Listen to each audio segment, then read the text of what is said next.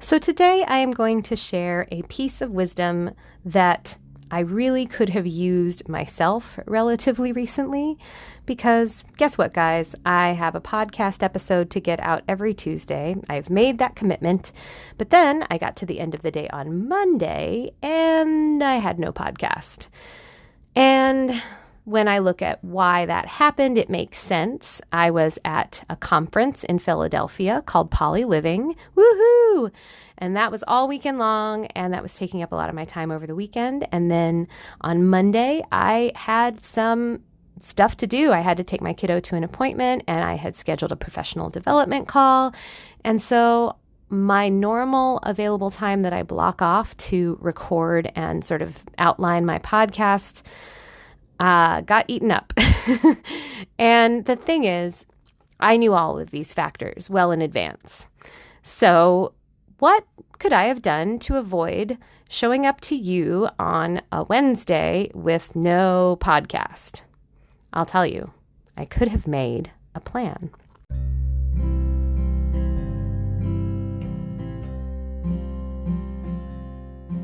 Welcome to Making Polyamory Work.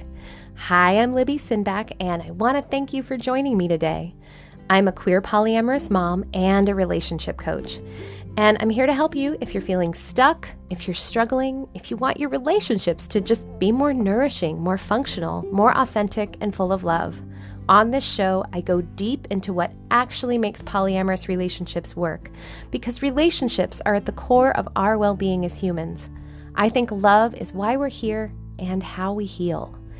I'm really looking forward to the conversation with you today, and I know I'm late, but I think there's a nugget of lesson in my lateness and my greatness, so thank you for bearing with me, and I'll see you on the other side. So this kind of thing comes up a lot with my clients, and it looks something like this. Something is coming down the pike in your relationship or in your life that you are like, oh, that might be a sticky situation or it might be difficult, but I don't know. So here's some examples. Maybe your partner is going on a date with someone new and it's the first time and you're feeling nervous about how you might feel while your partner's on that date. Maybe you don't have any plans, so you're going to be at home by yourself. And so, what are you going to do? Maybe you know that you're going to be going away on a trip in a few weeks and you are worried about getting enough time with all of your people and feeling connected to everyone in the smaller window of time that you have to connect before you're going to be going away. Maybe you're going to be at a party with both of your partners for the very first time, and nobody's sure how that's going to work or how to all interact with each other. Maybe you are traveling out of town to see one of your other cuties, and that has in the past been a little tricky for your nesting partner. And, maybe while you're gone, that's caused some emotions, and reconnecting when you come home has been challenging. So what do all these scenarios, and gosh, I could list many more, what do they have in common? They could be made better if you have a plan. So I can tell you an experience that I had years and years ago where this came up for me. And it was one of the scenarios I went through. I was going to a party for the first time at a friend's house, and and I was going to be there, and one of my partners was going to be there, and one of my metamors was going to be there too. Now, the metamor and my partner were a more established relationship, and I was sort of the brand new partner in that relationship. And I wasn't in any way sure how to act. Like, I wasn't sure because the party was actually at my metamor's house, and I was there, and she was my friend, and my partner, I was just sort of like, what do I do? How am I supposed to interact with my partner? Am I supposed to keep my distance because it's her house and they're established partners to each other? And so I kind of made up my mind that that's what I would do, is sort of cede the space. for the partnership, for the two of them. But then like halfway into the party, I realized that I was feeling super shitty. I was feeling like my relationship with my partner was sort of not being acknowledged. I felt sort of erased and invisible. And it just caused me a lot of upset. And I ended up mentioning it to my partner. I was just sort of like, hey, I'm feeling a little distant from you. And I'm wondering if you'd be willing to just like acknowledge the relationship and, maybe like be affectionate with me at this party. And I mean, he heard that and he did that. And then after we talked about it, like several days later, what came up was that he said, oh yeah, we should have made a plan. We should have made a plan on how we were going to do this. I should have gotten a sense of what would make you feel good and what would have made my other partner feel good and how I can navigate like connecting with both of you and acknowledging my relationship with both of you so you both feel good. And I was like, oh yeah, that would have been a great idea. Now, in this situation, I would say that if you're the hinge partner in a situation like this, I do think it's kind of more in your court to manage those two relationships. Not completely and totally. I think that definitely if you're one of the other two parts of the prongs of the V or whatever in a situation like that, you can definitely ask for what you think you might need or what you might want. And when I reflect on that now, I didn't do that. And I was afraid to, I think, because I just didn't want to seem, needy or clingy. But in retrospect, it would have been really good for me to say, hey, I'm uncomfortable going into this situation. Can we talk about what might make me feel more comfortable? And again, I think like having a plan, most of us have been to a party before. Most of us can sort of imagine the kinds of things that might happen at a party and and if you know the people that are going to be there, who you might want to talk to, you might be able to sort of imagine and sort of play out in your mind different scenarios that might come up. And when I think about some of these other examples, most of them, the situation is not full of all unknown variables. There's nothing that you can anticipate in terms of how you might feel. And we all have this wonderful capacity in our brains to imagine what might happen, even if we've never experienced it before. And imagination can be really quite powerful if we really sort of visualize and game out, well, if this happened, then how would I feel? You might be wrong, so you might imagine you'll feel one way, and then when confronted with the situation, you feel another way. But if you've spent a little time sort of gaming it out and thinking ahead and thinking through what the whole experience might be for you, and then really put yourself in that situation, sometimes you can unearth at least some idea of what you might feel. And then you can also be prepared that, well, if I don't feel that way, then this might need to happen.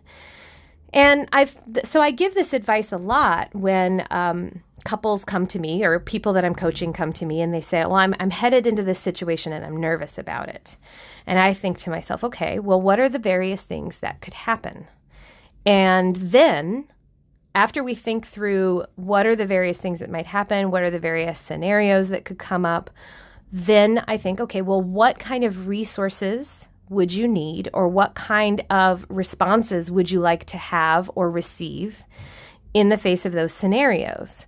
So to go back to another example I gave of if you know you're going to be going on vacation for a couple of weeks, or maybe one of your partners is going on vacation for a couple of weeks and you're worried about whether you're going to get enough time with them to really feel connected and you're worried that you're going to miss them, maybe you reach out to them and you say, hey, I'm noticing that you're going to be gone for a little while.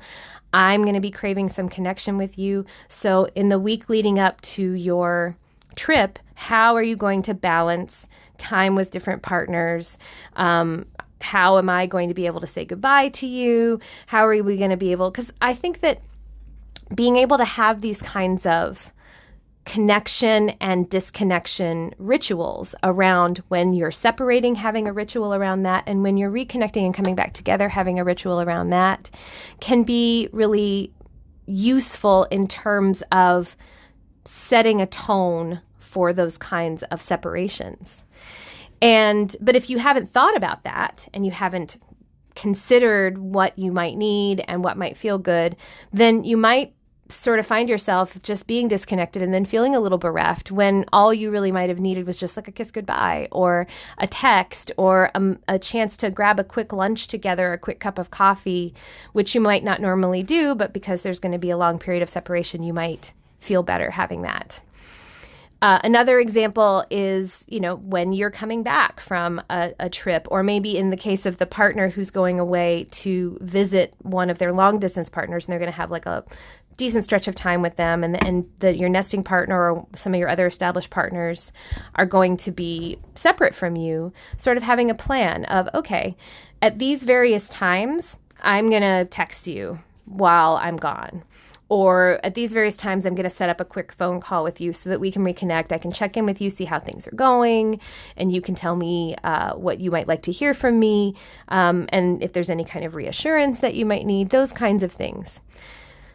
Having a plan for this is so much better than just winging it and hoping that nothing uncomfortable or bad happens. It does take an extra step, and some people might feel like this is a bunch of extra work, but I think what it does is it creates an opportunity to set you up for success in the moment instead of potentially creating a lot of fallout, which then is going to create a lot of extra work on the back end. And I think that the biggest opportunity for making a plan is when you're in a situation that you've been in before, where you know the 5 or 6 things that might happen that might be difficult, and you can sort of game out, okay, well, when this happened last time and it was difficult, why was it difficult? How could we think through making it less difficult next time? What would make it feel better?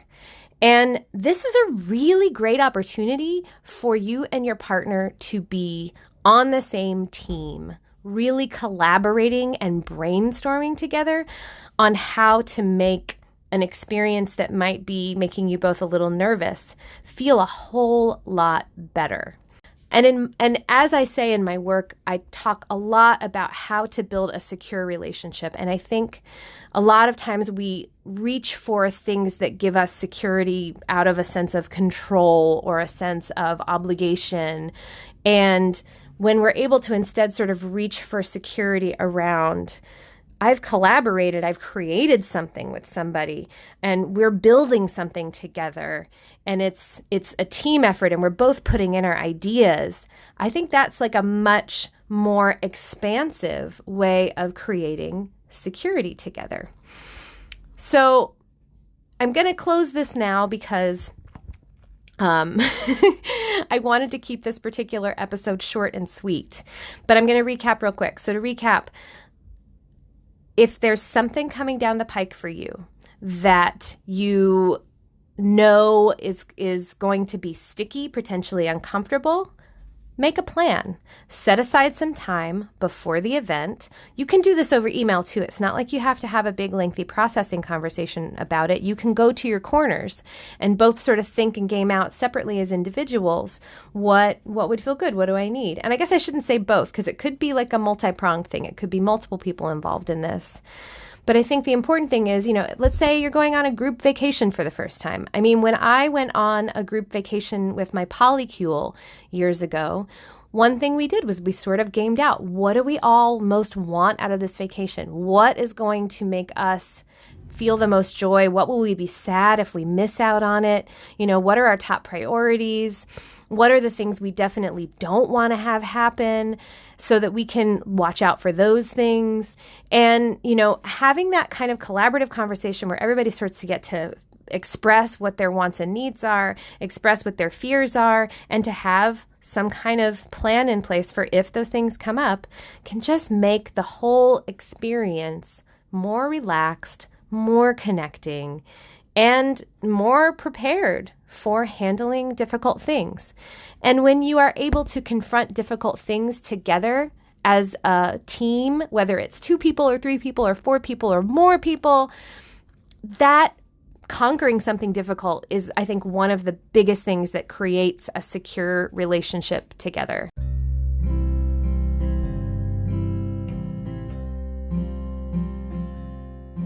Thank you so much for joining me today. If you have any thoughts about what I've said or a question for the show, I'd love to hear from you. You can reach me on my website at libbysinback.com, or you can just email me at libby@libbysinback.com. You can also find me on Facebook. Just look for my name, Libby Sinback, and you can like my page, and that's where you can keep track of any of the things that I am up to. I'll also say that if you're loving my podcasts, but maybe feeling a little stuck on how to really bring some of the things I'm saying into practice in your life, and you'd like some help, this is the kind of thing I help my coaching clients do every day. If you're interested, I am offering my podcast listeners a free introductory session with me to see if coaching might be a good fit.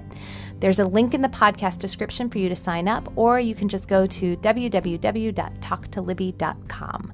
Slots are limited though, so make sure you grab one if you want it. If you love this podcast, please share it with your friends, your networks, your Facebook groups, etc., and make sure you subscribe so you don't miss an episode. It would also be a big help if you left a review or a comment on iTunes, because that will help more people find the show.